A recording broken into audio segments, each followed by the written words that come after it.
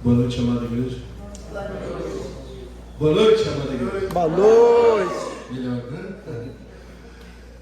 Sabe que o momento da pregação é um momento do nosso despertamento, né? E apesar de, às vezes, com o clima, né? A gente dá uma certa acomodada nos nossos bancos, mas é um momento que nós precisamos ficar mais atentos, prestando atenção, né? Tirando qualquer tipo de distração das mãos, para que nós possamos absorver o máximo daquilo que o Senhor tem para nos transmitir.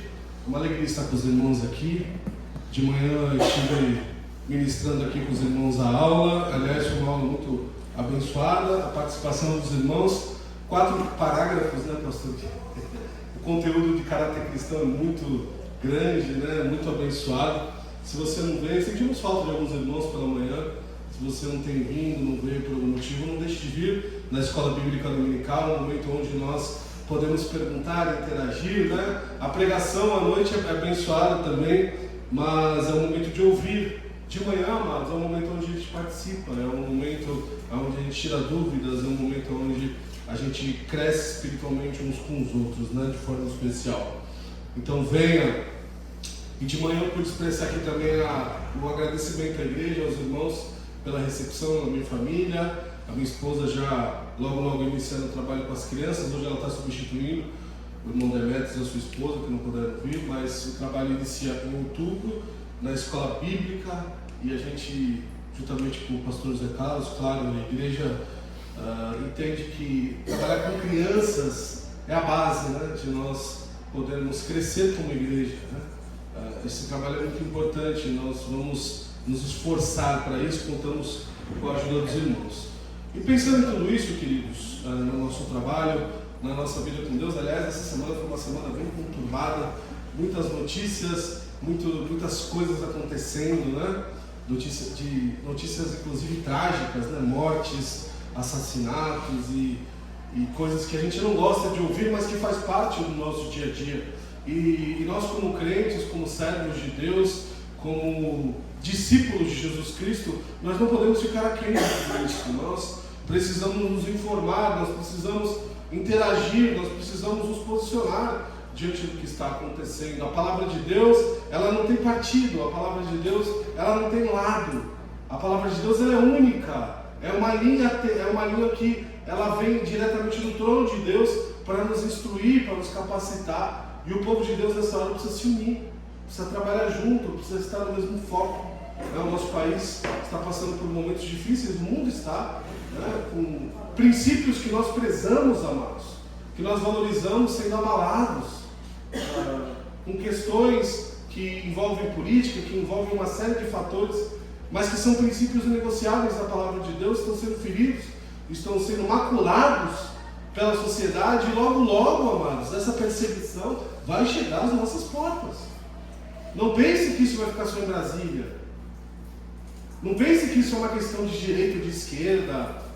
Isso é tudo um plano maligno de Satanás para chegar às portas das igrejas.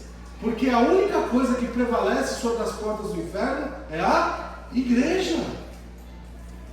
Não é o Senado, não são os deputados, não é o presidente, não é um partido político. O que prevalece sobre o inferno aqui nessa terra, segundo a palavra de Deus, é quem? A igreja. E não se enganem os irmãos, uma hora isso vai bater nas nossas portas. Nós precisamos estar inteirados, nós precisamos estar orando, firmes, irmãos. Nós precisamos estar engajados nisso. E eu estava pensando em tudo isso essa semana. Aliás, essa mensagem que eu estou trazendo para os irmãos é uma mensagem que eu já estou preparando há algum tempo. E o tema dessa mensagem que eu vou colocar para os irmãos é a síndrome de Nicodemos. Nós estamos vivendo numa época onde há muitos diagnósticos, né? Muitas clínicas que tratam de distúrbios e problemas psicossomáticos, né, mentais. Hoje aqui em Santos, aqui na Baixada, por exemplo, você tem diversas clínicas que estão trabalhando com questões como autismo, como TDAH, como tantas coisas que estão afetando principalmente as crianças, mas os adultos também, com toda certeza. São síndromes, né, que são, entre aspas, recentes na história da humanidade, né? Eu fico lembrando esse ano, aliás esse mês, né, eu vou fazer 41 anos, e quando eu era pequeno eu não me lembro de ter tantas síndromes assim. Não se falava nisso. Né? Você tinha síndrome de Down, mas era muito difícil você encontrar algum caso assim mais específico. E hoje se você levar o seu filho numa dessas clínicas para uma consulta, você vai sair de lá com certeza com 2 ou 3 diagnósticos, mesmo você achando que não tem. E às vezes você não tem mesmo, porque tudo isso virou um grande comércio, né? Um comércio da indústria farmacêutica por causa dos remédios que você precisa tomar, calmantes, antidepressivos e tudo isso. Um comércio por essas clínicas, né, que precisam ter pessoas lá sustentando tudo isso. E às vezes você não tem nada e é diagnosticado. E às vezes você tem e não é bem cuidado por uma série de fatores. E olhando aqui para João capítulo 3, esse é o texto que nós vamos trabalhar hoje, é a história do encontro de Jesus com Nicodemos. Né? Você conhece muito bem esse texto, eu não preciso entrar em muitos detalhes aqui com a igreja, eu tenho certeza que os irmãos já estudaram, já leram esse texto, com certeza o pastor já pregou esse texto aqui algumas vezes, sem sombra de dúvidas. João capítulo 3, nós vamos trabalhar do versículo 1 ao versículo 12. E é importante nós entendermos o que aconteceu nesse diálogo entre Nicodemos e Jesus.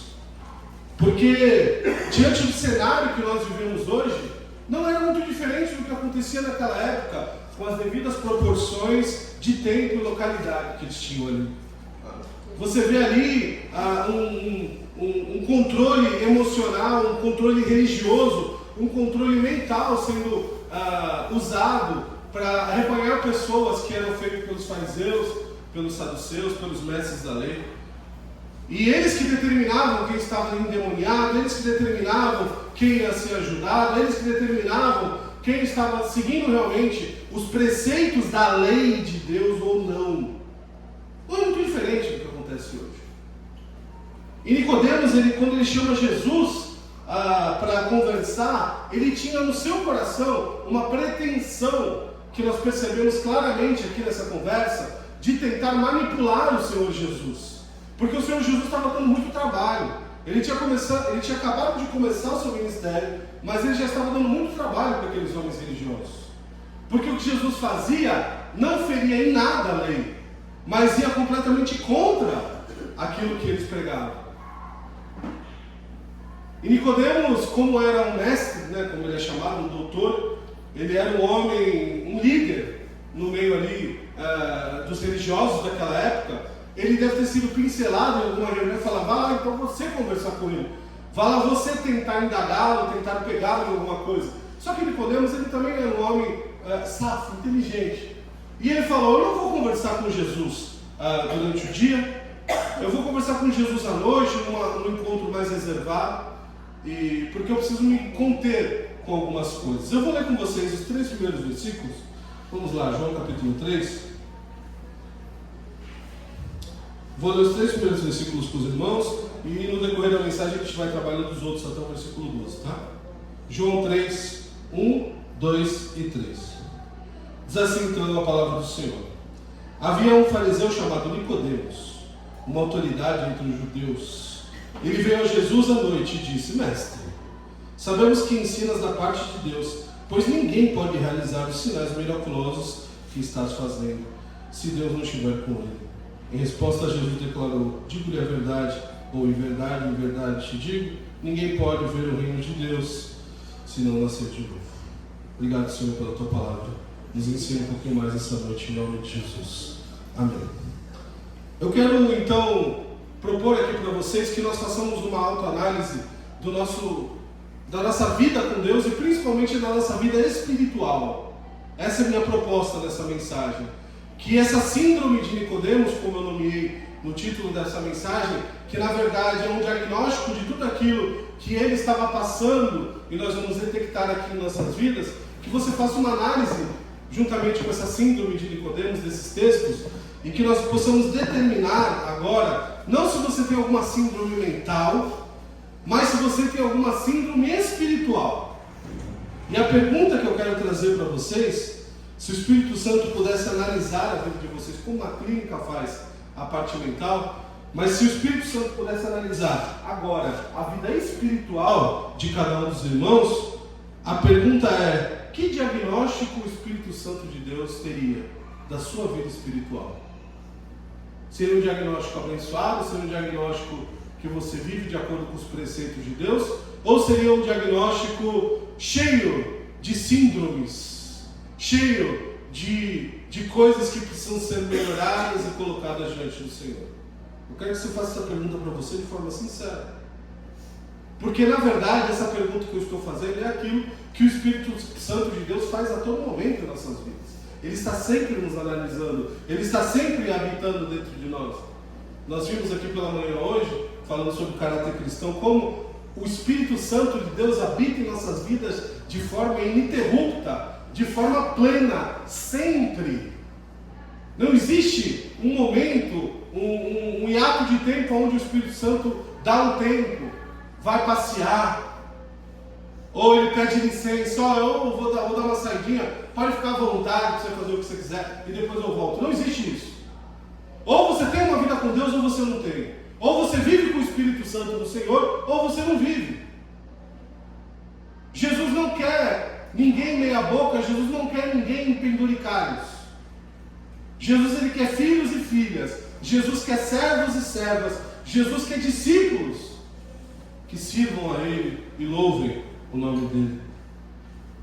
E dentro dessa síndrome de Nicodemos, dentro de tudo aquilo que Nicodemos vai passar, o primeiro diagnóstico que nós notamos claramente, já logo nesses versículos iniciais que nós lemos aqui, a primeira coisa que eu quero trabalhar com os irmãos é o diagnóstico do tempo com Deus. Tempo com Deus, simplesmente tempo com Deus. A gente vê que Nicodemos, ele tenta manipular. Vou chamar Jesus à noite, e aqui eu vou ter esse tempinho com ele, e eu vou indagá-lo, eu vou pressioná-lo, ele não vai ter uma multidão clamando com ele, e eu vou dobrá-lo. E acontece o contrário. Ele tentou manipular, ele tentou fazer aquilo que ele achava que era certo, ele tentou trazer Jesus para o meio religioso dele, ele tentou manipular até o tempo, o horário que ele chamou Jesus. Não era normal você ter uma reunião religiosa à noite naquela época. Hoje nós temos o costume de nos reunir domingo à noite. Naquela época não era normal. Eles só se reuniam de dia. O dia terminava às 18 horas. Após as 18 horas o judeu se recolhia e ia para sua casa.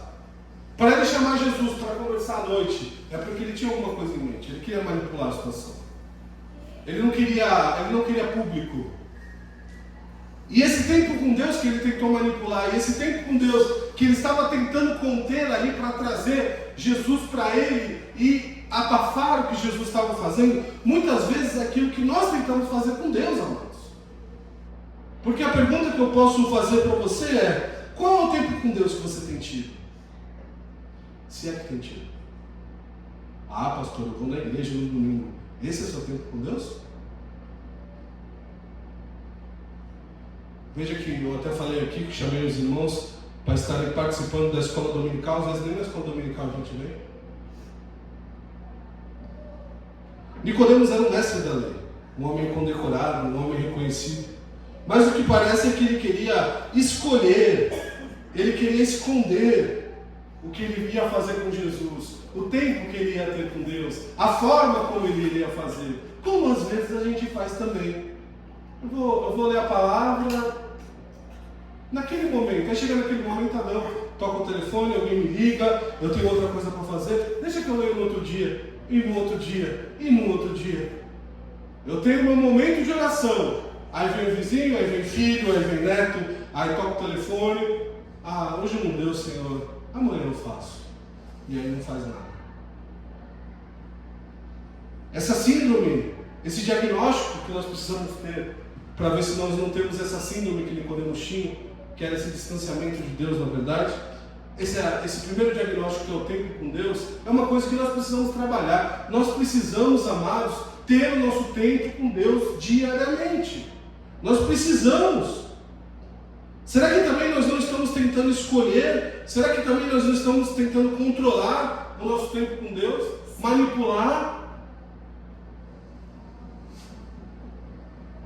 Nós precisamos ter esse momento com o Mestre. É necessário nós estarmos do lado dele. Eu preciso analisar e detectar várias coisas da minha vida. Quanto tempo eu tenho tido de leitura da palavra de Deus? Ou a palavra de Deus não é importante para você? Isso aqui não importa? Ah, importa. Enquanto você tem livros disso. Ora, se tem alguma coisa na sua vida que importa, você não gasta tempo também? Se tem alguma coisa na sua vida que você que ama, que você condecora, você também não gasta tempo, você não guarda aquele diploma, você coloca lá pendurado na parede, aquela roupa bonita, você guarda para uma ocasião, uma festa especial, aquele lugar que você gosta de comer, você vai, você pega o seu dinheiro e gasta. E Deus, onde fica de tudo isso, queridos? Quanto tempo você tem tido para ler a palavra? Para conhecer os mistérios do Senhor? Imagina um advogado que não conhece a lei, imagina um médico que não entende nada de medicina. Imagina você numa consulta, às vezes até tem acontecido, né? Infelizmente, você senta lá no médico e ele olha para a tua cara assim, e ele nem pergunta nada, e aí ele nem quer escutar, e aí ele te manda embora lá. Mas com Deus não é assim. Não pode ser assim. Eu preciso conhecer, eu preciso entender.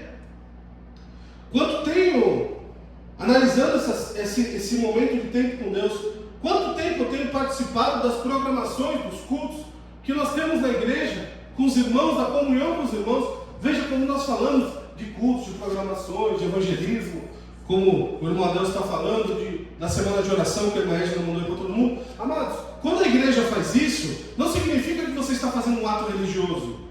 Significa que você está em comunhão com os irmãos. E estar em comunhão com os irmãos é uma das ordenanças de Deus. Se você não participa de nada, você não está em comunhão. A religião, ela ensina que a comunhão é você ter um terço na mão, é você buscar a Deus com uma hóstia, é você fazer alguma coisa religiosa. Isso não é um momento de comunhão. Comunhão é quando você está com os irmãos em comunhão, como diz a palavra. Não é um símbolo religioso. Não são atos religiosos que você coloca dentro da gaveta e faz quando quer. Mas o quanto você tem participado, orado. Você é uma pessoa de oração que Deus te chamou para orar. Aí você gasta mais tempo vendo futebol, vendo novela, assistindo série, mais tempo no celular do que com Deus. Você sabe que as últimas contas que foram feitas, análises, pesquisa, a palavra pesquisa, que foram feitas, fala que o brasileiro, ele está ficando na frente do celular entre 3 e 4 horas por dia. Você sabe o que é isso em média, irmãos? Tem gente que fica 8, 9 horas na frente do celular. A média é 3 e 4 horas. Você gasta no seu dia, ou ganha no seu dia, 3 ou 4 horas com Deus, mas no celular você fica. E se não é o celular, é outra coisa. É conversa fiada com o vizinho, é crochê. E eu não estou dizendo que essas outras coisas não podem ser importantes. Você pode ter uma boa conversa com o seu vizinho, você pode ter o seu momento de lazer, seja tricotando, seja assistindo uma série, seja passeando, não há problema nenhum, desde que você tenha também o seu tempo com Deus. Nicodemos tentou controlar isso. Deixa eu chamar Jesus aqui, ninguém vai ver, eu vou dobrá-lo, e aí eu saio bonitão para todo mundo. Jesus ninguém dobra. A gente acha que está enganando Deus. Ah, Senhor, quando Deus faz. Ah, Senhor, o Senhor sabe. Você acha que está enganando Jesus, amados, desse jeito? Ele é o Rei dos Reis, Ele é o Senhor dos Senhores, Ele é o médico dos médicos, Ele é o Todo-Poderoso, a Ele ninguém engana. Você pode dobrar o teu amigo, o teu marido, o teu filho, o teu cônjuge, você pode dobrar até o teu pastor, você pode dobrar até você mesmo se enganando, mas a Jesus ninguém dobra. Quanto tenho me dedicado um tempo em família com Deus? Os seus momentos em família, Deus está incluso? Oração em família, conversar sobre questões de Deus, orar com a sua família, fazer um culto doméstico. Culto doméstico hoje em dia é quase uma utopia. Porque se você perguntar para os crentes, você faz? Faço. Tem pessoas que mentem na cara lavada e acham que Deus não está vendo. Tem que fazer, meus irmãos. Tem que ter. O culto não é só na igreja. O culto ele começa na sua casa. Você já aprendeu isso com toda certeza. o culto que eu presto a Deus, ele não é só aqui no domingo. Ele começa lá na minha casa, o verdadeiro culto está lá. E quando eu chego aqui, eu não venho para a igreja, porque nós nos acostumamos, através da teologia da prosperidade e da libertação, a entender que eu venho no culto para receber. Mas na verdade eu venho no culto da igreja para dar. Porque receber eu recebo toda hora de Deus as benesses e as bênçãos. Quanto tempo eu tenho me dedicado em família, culto no lar? Quanto eu tenho ajudado alguém? Não sou ajudado enviando uma cesta básica. Isso aqui é abençoado, amados, que a igreja faz. Mas isso aqui também não resolve o problema. Agora, sua oração, sua intercessão por essas pessoas, sua visita, seu cuidado. Sabia que às vezes um abraço, falando para a pessoa, conta comigo no que você precisar, vale mais do que uma cesta? Porque isso aqui acaba. Alguns dias, dependendo da família, já era. Mas aquele abraço a pessoa não esquece mais. Aquela oração que você faz com ela, conta comigo. A igreja está orando por você. Se você precisar de alguma coisa, não chama. A igreja está à disposição. Isso é diferente. Ligar para a pessoa, chamar a pessoa para perto de você. Isso tudo faz parte do nosso tempo com Deus, queridos. Eu falo com Deus indo para o trabalho, no ponto de ônibus, indo no ônibus, indo no VLT, no meu carro dirigindo, mas é só isso. Quando lhe sobra, Deus fica para sobras, né? Sobras. E o prato principal que Deus quer, cadê? O Salmo número 1, ele nos dá uma bufetada nessa hora. Quando a gente fala de tempo com Deus, de fazer coisas com Deus, de como me comportar na presença do Senhor. Vocês conhecem muito bem, só vou ler o versículo 1 e o versículo 2. Salmo número 1, versículo 1 e versículo 2. Como é feliz, ou bem-aventurado, é aquele que não segue o conselho dos ímpios, não imita a conduta dos pecadores, nem se assenta na roda dos zombadores ou dos escarnecedores. Ao contrário, a sua satisfação está na lei do Senhor, e nela medita de dia e... É de vez em quando? É só quando sobra tempo? É só quando eu saio do TikTok, do Instagram, aí eu vou ver se eu leio, ou é de dia e de noite? Só que a grande questão, amados, é que a gente não atenta para essas coisas, mas quando a gente precisa de Deus, a gente vem chorando aqui. Pastor, ora por mim, igreja, ora por mim. Mas o verdadeiro milagre, ele começa no seu coração. A igreja olha, a igreja vai sempre estar à disposição. Mas, amados, se você não quiser se salvar, se você não quiser ter uma vida com Deus, não tem ninguém que vai fazer isso por você. A vida com Deus é individual. Vocês querem uma igreja forte? Vocês querem uma igreja cheia de crianças? Vocês querem uma igreja que faz a diferença na comunidade? Comece em cada um de nós. Não é delegando, não é cobrando, o pastor não faz, a irmã tinha que fazer, fulano, mas e você? Faz o quê? Voltando aqui para a síndrome de Nicodemos, como está o seu tempo com Deus? É a primeira coisa que eu quero trabalhar com os irmãos. A segunda questão que a gente vê que Nicodemos tem muita dificuldade, e é o segundo ponto que eu tenho para mostrar para os irmãos, sobre um diagnóstico que nós possamos fazer na nossa vida espiritual. A primeira é o nosso tempo com Deus. A segunda é sobre o novo nascimento. Por incrível que pareça, Nicodemos não entendia o que significava nascer de novo.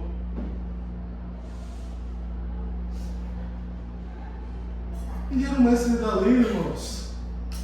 Ele era um doutor. Seria a mesma coisa que um professor que fez pedagogia não soubesse dar aula. Seria a mesma coisa que um farmacêutico não soubesse o que é um remédio. É a mesma coisa de que um médico não sabe diagnosticar. Ele não sabia o que era o novo nascimento, ele não entendeu quando Jesus falou para ele. Jesus responde a pergunta dele, dizendo que era necessário ele nascer de novo. Será que nós temos noção do que significa dizer isso para um homem como Nicodemos? Será que nós entendemos o que é nascer de novo?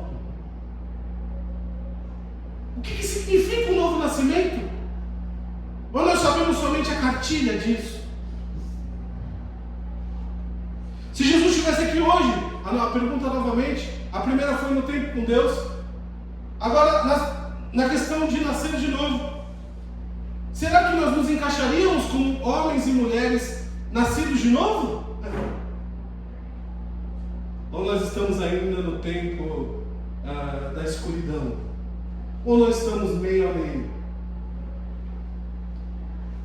Não sei se eu já contei para os irmãos essa anedota dessa passagem, esse exemplo. Eu vou contar aqui, se eu já contei, os irmãos escutem de novo. Estava um homem em cima do muro, um muro alto, e ele tinha que fazer uma escolha, se ele ia para um lado ou ele ia para o outro. De um lado estava a presença do Senhor, os anjos do Senhor, a bênção do Senhor, mas ele estava em dúvida se ele ia para esse lado. E do outro lado estava o diabo, o inferno, as coisas ruins. E aquele homem estava em cima do muro, e os anjos do Senhor estavam ali falando: homem, venha para cá, pule daí para o nosso lado, aqui é melhor, venha, porque aqui você vai ter salvação. E do outro lado o diabo não falava nada. E aquele homem estava lá em cima e começou a falar: por quê? Que os anjos, que as coisas de Deus me chamam, me atraem para ele. E o diabo não está falando nada. Se ele tem todo um reino também que ele cuida, por que ele não me chama para lá? E ele fala: ô, chifrudo, ô, Satanás, por que você não está me chamando? Ele falou: porque eu não preciso. Porque só o fato de você estar em cima do muro já é o meu território. Se você ficar aí, para mim está ótimo. Se você quiser vir para mim, vem. Mas se você não quiser também, fica em cima. Tem crente que está em cima do muro até hoje. Não sabe o que está fazendo aqui dentro. Não sabe o que significa o novo nascimento. Se eu perguntar para você: que evangelho você tem vivido? Você sabe responder? Não é o evangelho que você conhece, é o evangelho que você tem vivido. É o evangelho de Jesus?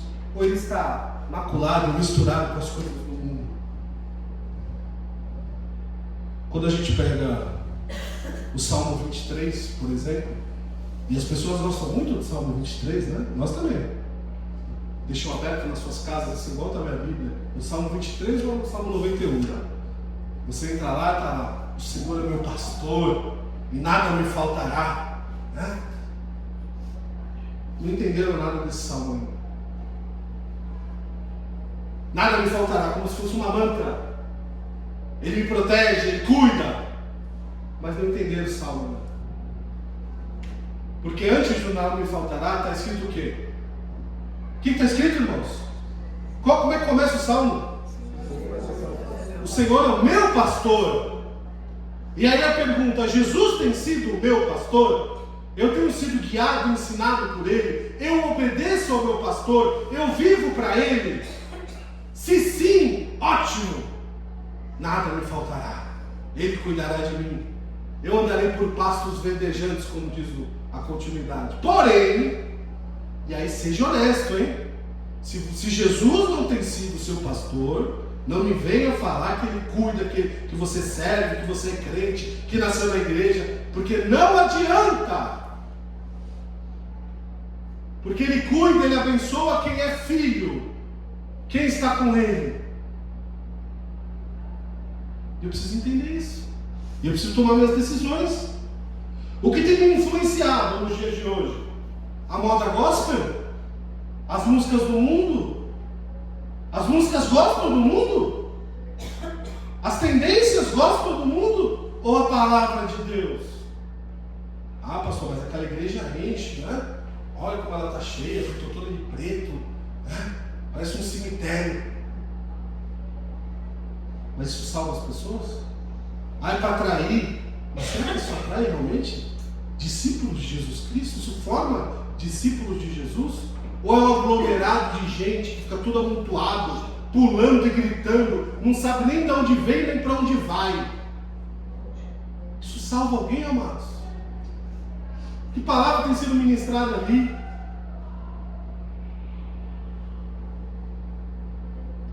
Eu preciso entender o que é um novo nascimento. O que significa andar com Cristo, viver para Ele? Eu já não tenho mais prazer nesse mundo. troco futebol por Jesus. Eu não troco nada para não vir à igreja. Pode ser reunião em família, pode ser o que for. Eu vou estar com o Senhor, eu vou estar com meus irmãos, porque Ele é a minha prioridade. Tem pessoas que não priorizam Jesus, mas querem ir para o céu. Ora, imagine, irmãos, você ou eu não prioriza Jesus aqui na terra, e você quer ir para o céu, que pertence a Ele. Você deixa alguém entrar na sua casa que você não conhece? Você deixa, sim ou não? Como é que eu vou entrar no reino dele se eu não ando com ele, se eu não conheço ele, se eu não sei quem é Jesus? Eu não faço nada para ele. Essa é uma coisa toda para mim. A síndrome de Nicodemos é a síndrome do crente de hoje. Eu tenho trabalhado muito de Uber, né? E eu tenho pegado muitas pessoas que estão indo naquela grande igreja ali na entrada da cidade, chegou aí, e sabe o que eu estou falando? Está lá. Lotado, irmãos. 3 cultos no domingo. Eu não estou criticando o pastor, nem ninguém. Só a forma como é trabalhada algumas coisas. É o molde da igreja shopping agora, né? Tem tudo na igreja. Mas quando você vai extrair alguma coisa de Jesus daquelas pessoas, que é o que eu tento fazer no carro, não sai nada, irmãos. Mas qual tem sido a sua transformação, amada? Conta, não, é gostoso estar lá. Sim, mas o que você entendeu do Evangelho? Quais são os frutos que você tem dado? Não, mas é gostoso estar lá. Não, eu não estou falando isso, querido. Eu estou perguntando para você, quais são os frutos dignos de arrependimento que você tem produzido? Qual é o seu dom que você tem exercido? Ah, eu canto no louvor, mano. Não ensinam nada, não aprendem nada. Como pastor, a gente fica preocupado, queridos. Porque a gente sabe que uma ovelha que não é nutrida, ela morre. E a morte espiritual é o afastamento de Deus. Não, música gospel não salva ninguém. Paredes pretas não salvam ninguém. Igreja shopping não salva ninguém. Ovelha que não é nutrida, ela morre. Ovelha que não está no pasto verdejante morre. Recebendo a palavra morre. É preocupante. São as tendências gospel. E nós temos também os pregadores, né? Agora, liga-se no YouTube, tem pregador para todo mundo agora. Tem um pregador stand-up que conta piadas, né? Então, em vez de pregar a palavra, é um dos dons que Deus deu. Está lá em Coríntios, não sei aonde, mas está lá. Conte bastante piada. Use o púlpito, que é sagrado, que é do Senhor. O sermão do monte que Jesus pregou para milhares de pessoas e trouxe a pureza do Evangelho, transformando a lei antiga e a velha lei, compilando para o Evangelho. Pegou as pregações que Paulo fez, que converteram milhares e milhares de pessoas, as cartas que ele compilou. E a gente vê todo mundo stand-up aqui na Bíblia, não vê? Eles veem, eu não sei onde está. E conta piada, e dá risada. Qual foi o texto que foi pregado? Eu não lembro. Quando foi que ele falou de Jesus? Uma vez ou duas. O que você aprendeu? Eu aprendi que eu fiquei muito feliz de estar lá. Mas o que você aprendeu? Não, foi muito gostoso. Mas o que você aprendeu? Não sei. Tem os pregadores que fazem pregações de autoajuda. Não é uma delícia ouvi-los. Né? Deus vai te abençoar, meu irmão. Olha aqui. Deus vai cuidar de você, sua vida vai ser abençoada.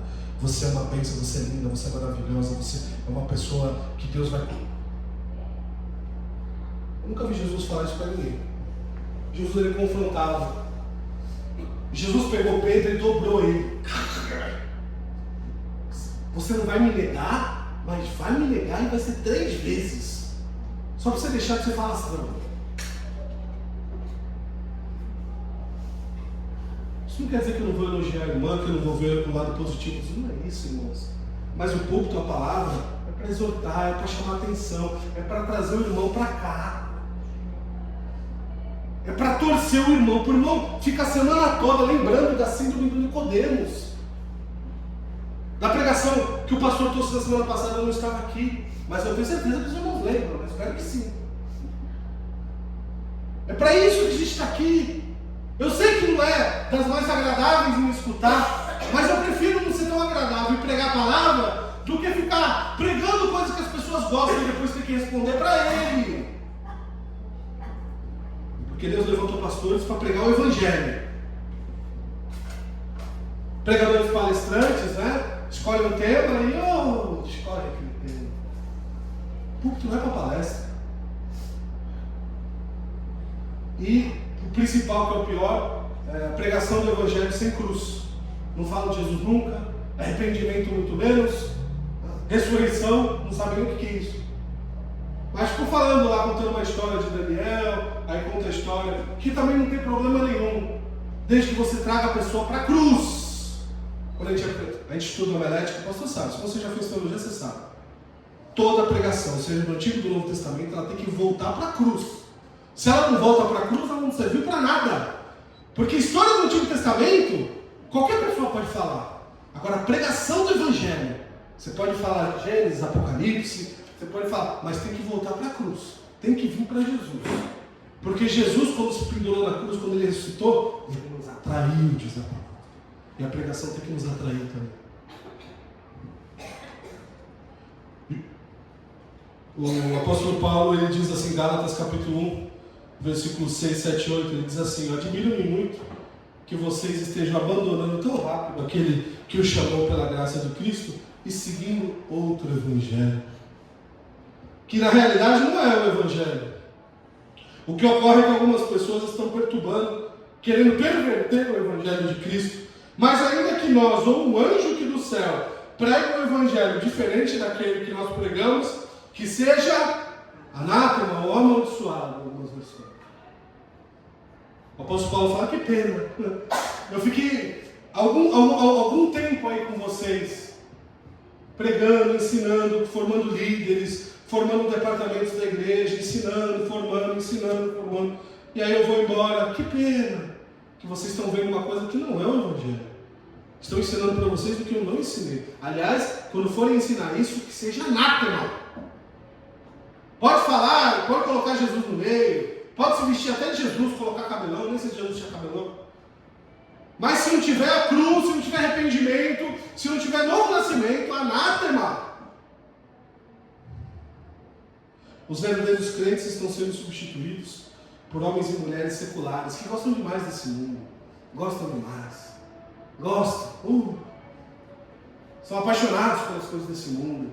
Gostam, têm planos, sonhos de viajar, de gastar, querem cada vez mais dinheiro, consomem cada vez mais coisas. Só que lá no céu você não vai levar nada disso. Nada.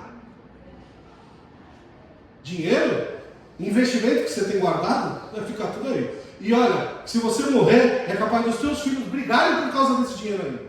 Que é o que a gente vê por aí. O Silvio Santos foi um dos homens mais espertos do mundo. Antes dele morrer, ele pegou 100 milhas e deu para cada filha dele. Ó, tá aqui, 100 milhões para você, 100 milhões para você, 100 milhões para você. Quando eu morrer, não cobrem herança. Eu vou fazer o que eu quiser. Com o meu dinheiro. A herança de vocês está aqui, ó. Pá. Esse foi inteligente. Não tem briga. Você ouviu falar que as famílias estão brigando agora? Ninguém brigou, irmãos. Agora as do Gugu já não foi assim, né? E de tantos outros. Não valoriza as coisas desse mundo em detrimento das coisas de Deus. O Evangelho de Jesus e o Espírito Santo é livre. Não fique preso às coisas e convicções de crenças seculares. Assim também aquele que é nascido de Deus. No versículo 8, Jesus fala assim: o vento sopra onde quer. Você o escuta, mas não pode dizer de onde vem nem para onde vai. Assim acontece com todos aqueles que são nascidos do Espírito. Eu amo esse texto. Deus vai te levar para onde Ele quiser. Deus vai fazer o que Ele quiser com a sua vida, se você se dispor a Ele. Você não se dispor, vive a sua vida no mundo. Seja um excelente médico, engenheiro. Seja maravilhoso, irmãos. Faça o que você quiser. Deus não vai lhe obrigar a nada. Mas depois não quer ir para lá. Aí é com Ele. Aliás, Jesus é muito duro quando trata isso, né? Quem é você? Não te conheço. Não, Senhor, mas expulsamos demônios, frequentamos o culto, fizemos maravilhas no teu nome. Não, mas eu não sei quem você é. Eu não te conheço. apartai-vos de mim. Ele está falando isso para quem é do mundo, irmãos? Está falando para quem é crente, ou que pensou que era. Então a primeira forma, ou o primeiro diagnóstico que eu posso ter, para se eu tenho a síndrome de Nicodemos, é o tempo com Deus. A segunda é se eu entendi o que é o novo nascimento. E a última, a terceira, para a gente encerrar, se eu entendo o distanciamento da graça. Se eu não estou vivendo distante das coisas de Deus. Nicodemos estava longe. No verso 9, Nicodemos faz a pergunta: como pode ser isso? Jesus já tinha explicado. Jesus falou do novo nascimento. Jesus explicou para ele da água do Espírito e tudo aquilo que os irmãos conhecem, que o novo nascimento era necessário, que ele precisava entender. E aí no versículo 9 ele pergunta de novo: mas como isso? Eu imagino Jesus: olha, não acredito. E aí no versículo 10 ele até ironiza, né? Nicodemos, tu és mestre em Israel, tu és um doutor, tu és um homem da lei, e você não entende o que eu estou dizendo? Ele chamou Nicodemos de ignorante, porque quem estava falando para ele era um carpinteiro. Jesus não veio para ser rei, ainda não, mas ele vai vir. O carpinteiro está falando para você, Nicodemos, você não entendeu nada. Ele não entendia o que era a graça de Deus, ele não sabia, ele não fazia ideia.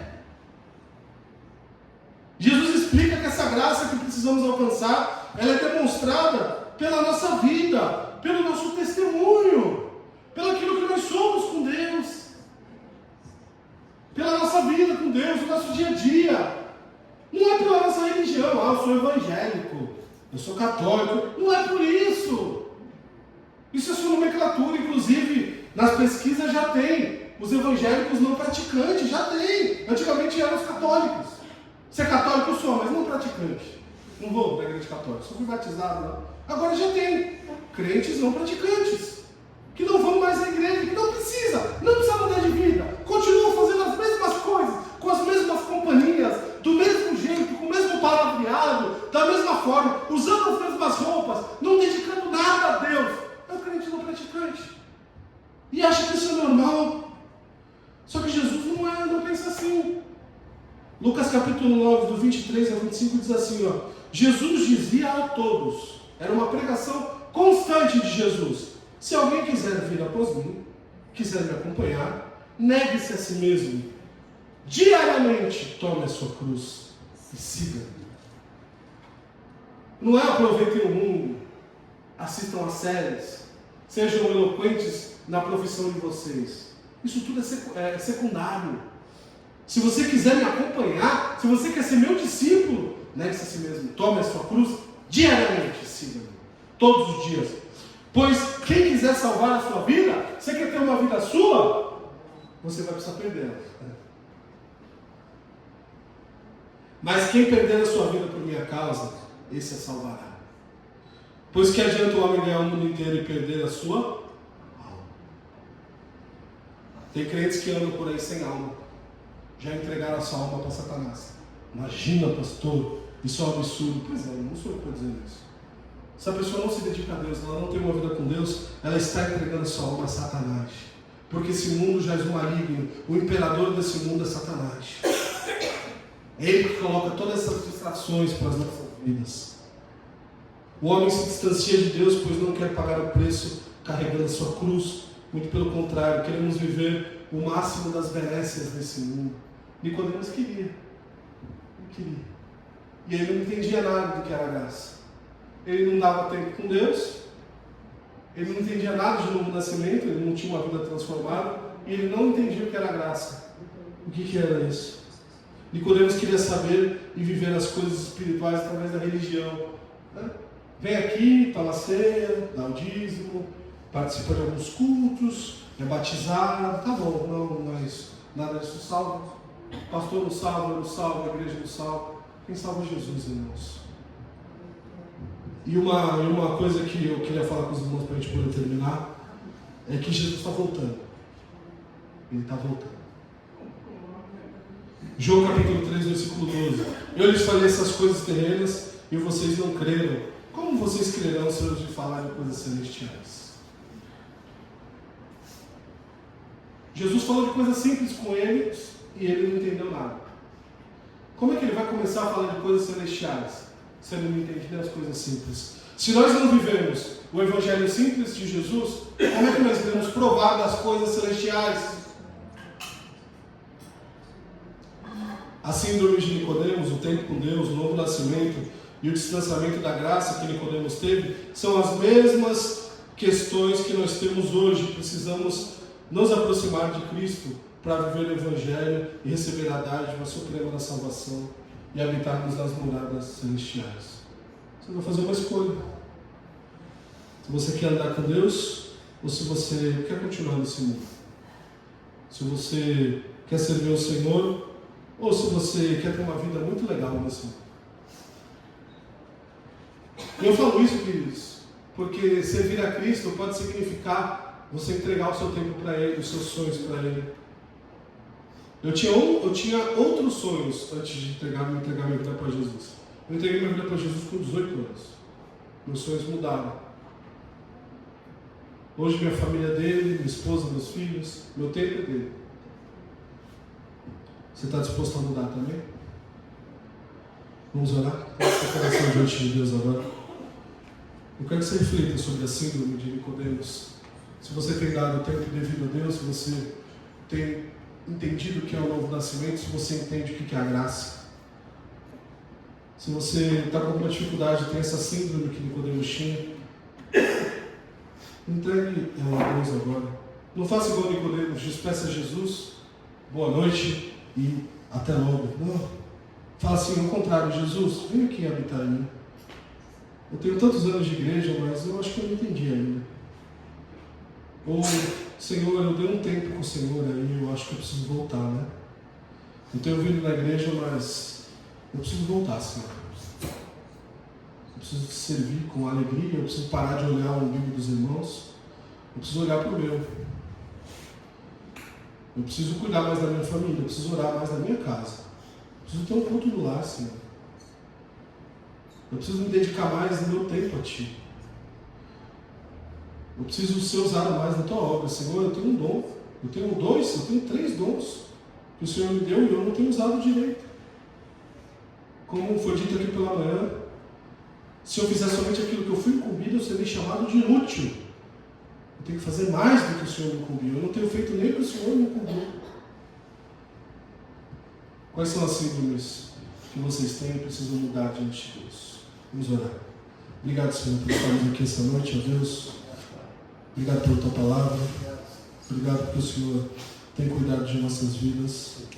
Quero colocar o coração de cada um dos meus irmãos em Tua mão, Senhor. Eu sei que não é fácil ouvir algumas coisas.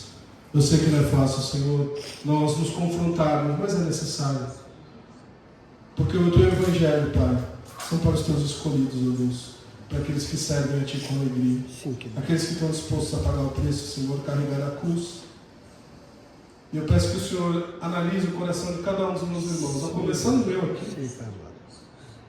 Sou falho, pecador, não sou digno do Teu Evangelho. Cuida, Senhor, das nossas vidas, ó Deus. Enche-nos com o Teu Espírito, Pai, nos faz caminhar na Tua mensagem, no Teu querer, no Teu agir, ó Deus. E que essa síndrome que Nicodemos tinha possa passar bem longe de nossas vidas. E que nós possamos aprender com isso. Pregar Teu Evangelho com alegria, Senhor. Ter muito tempo com o Senhor. Ter alegria em ter tempo com o Senhor, ó Pai. Porque o TikTok, o Instagram, o Facebook, eles não dão a salvação como o Senhor me dá. Cuida, Senhor, da minha família também, do meu lar. Me ajuda a servir com alegria na igreja, fazer o melhor para Ti, Senhor. Porque o Senhor está voltando. Os dias estão se afunilando. O tempo está passando muito rápido. Que o Senhor tenha misericórdia em nossas vidas, ó Deus. Sim, e que o Senhor possa vir com a alegria do Senhor, para que nós possamos Te servir com o nosso melhor. É o que eu Te peço, Deus, eu Te louvo, eu Te agradeço no nome santo de Jesus Cristo. Amém.